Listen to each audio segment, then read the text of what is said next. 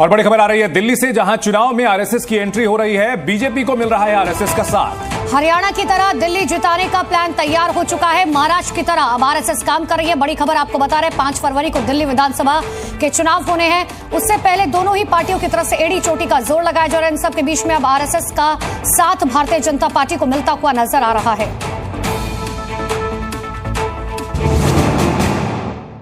दिल्ली विधानसभा चुनाव में बीजेपी ने जीत के लिए पूरी ताकत झोंक दी है और इस दंगल में बीजेपी को संघ का भी पूरा साथ मिल रहा है।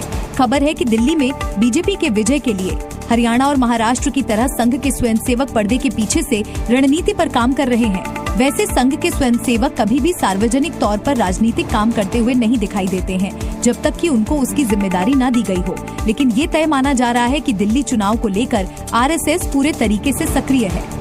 बीजेपी और संघ के अधिकारियों के बीच कई दौर की चर्चा हो चुकी है। बैठक में संघ के अधिकारियों के साथ अब तक के चलाए गए जमीनी कार्यक्रमों की समीक्षा भी की जा रही है। लोगों के रिस्पांस पर भी चर्चा हुई है।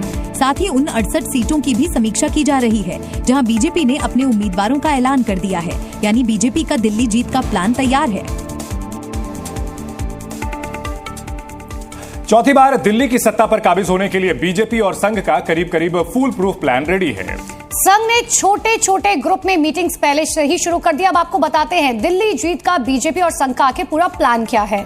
68 सीटों को लेकर के इसे कैटेगरी वाइज बांटा गया है। ए, बी, सी और डी कैटेगरी में इन सीटों को बांटा गया है। डी कैटेगरी में कमजोर सीटों को रखा गया है। डी कैटेगरी की सीटें मुख्य तौर पर मुस्लिम बहुल इलाके हैं। सी कैटेगरी की बात करें तो 25 से 30 सीटें और सी कैटेगरी में विरोधी दल के साथ कांटे की टक्कर वाली सीटें, जो बहुत इंपॉर्टेंट है। वहीं बी कैटेगरी में बीजेपी की अपर एज वाली सीटों को रखा गया है, जबकि ए कैटेगरी में कंफर्म जीतने वाली सीटों को रखा गया है और ऐसी सीटों की संख्या 8 से 12 के बीच रखी गई है। और इन सीटों के आधार पर अब संघ की ओर से तैयारी की जा रही है और जीत को पक्का करने के लिए संघ के लोग 10 से 12 परिवारों का समूह बनाकर छोटी छोटी मीटिंग कर रहे हैं।